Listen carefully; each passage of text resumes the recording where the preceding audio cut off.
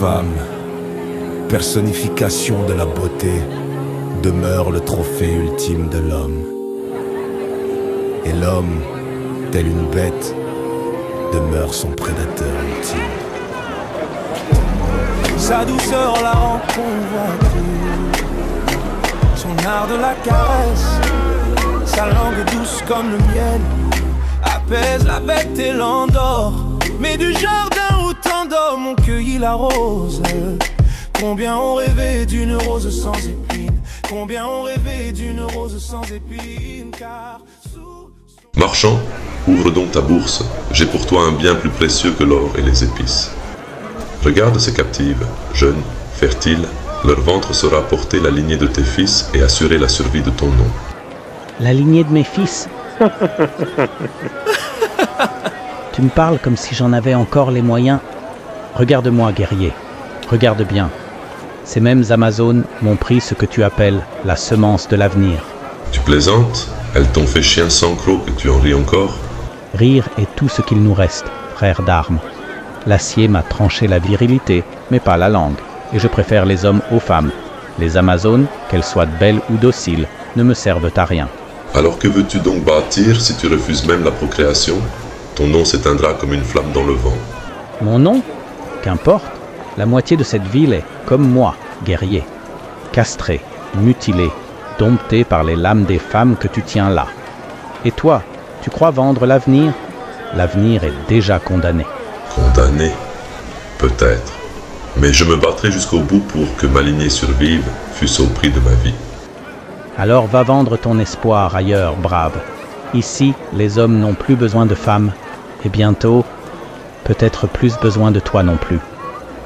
sa langue douce comme le miel, apaise la bête et l'endort. Mais du jardin où tant d'hommes ont cueilli la rose, combien ont rêvé d'une rose sans épines, combien ont rêvé d'une rose sans épines, car sous son apparente fragilité, la femme cache des armes invisibles, sa langue mielleuse devient épée, une lame qui perce l'orgueil de l'homme plus profond que le fer, une lame qui perce l'orgueil de l'homme. Frères guerriers, père et fils d'une race qui s'éteint, nous sommes réunis aujourd'hui non pour discuter de terre ou d'or, mais de notre avenir même. Car si rien ne change, il n'y aura bientôt plus d'hommes pour siéger dans ce Parlement.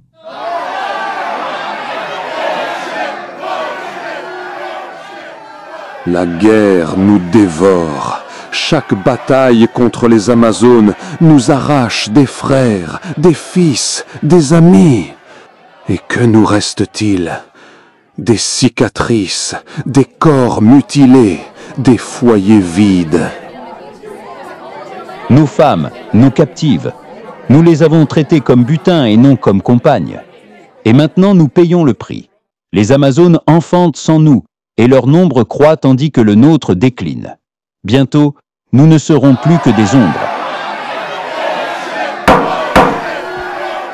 Silence. Alors qu'attendez-vous de nous? Que nous acceptions la honte d'épouser nos ennemis? Pas la honte. La sagesse. Ce n'est pas d'ennemis qu'il s'agit, mais de femmes. Nos lignées meurent parce que nous avons méprisé le lien sacré entre l'homme et la femme. Nous avons préféré la conquête à la vie.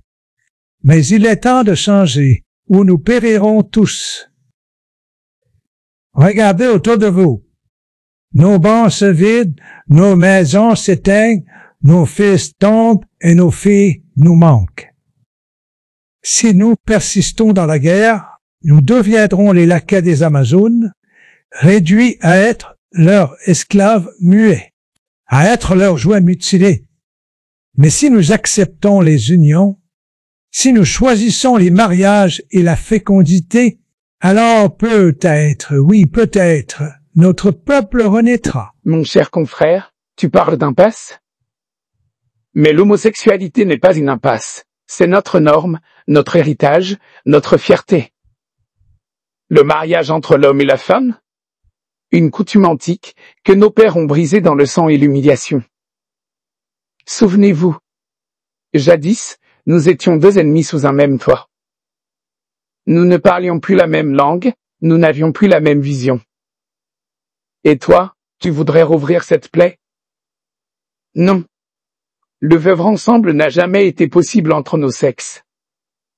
Soyons honnêtes, mes frères, hormis pour nous pondre des enfants. Qui, parmi nous, désire encore s'unir à elle?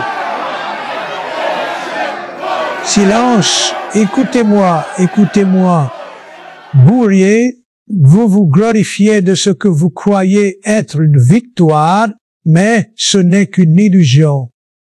Tant que nous enfermons les femmes comme des bêtes de guerre, tant que nous les réduisons à l'esclavage, nous nous condamnons nous-mêmes à l'extinction. Si nous refusons de tendre la main à celles que nous avons rejetées, si nous refusons d'apprendre de nos fautes, alors notre civilisation mourra et l'histoire ne retiendra de nous qu'un nom.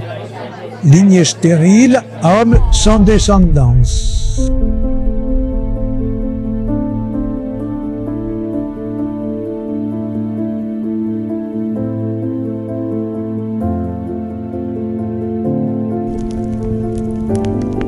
Des traîtresses! Elles préfèrent la compagnie des chiens à celle de leurs sœurs! Qu'elles brûlent avec eux! Qu'elles périssent avec leur faiblesse!